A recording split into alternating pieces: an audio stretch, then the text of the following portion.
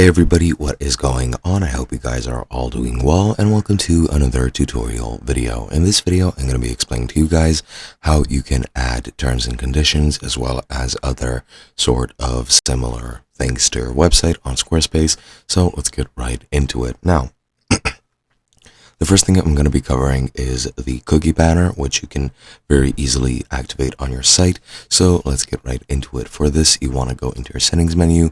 Then from there, under website, you're going to go ahead and click on cookies and data privacy, and then just enable the cookie banner, which looks something like this. You can click here to customize it, and you can change the text and everything here.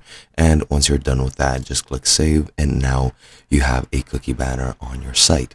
Now you can do that, and you can also change the checkout page. So for example, if I go to checkout, and I'm pretty sure it's under selling, yes it is. Here under checkout, you can set if you want to have any store policies. So just click on that, and you can define and write your return policy, your terms of service, and your privacy policy. And whatever you write here will then appear as a button on checkout, where people will be able to check out all of your policies.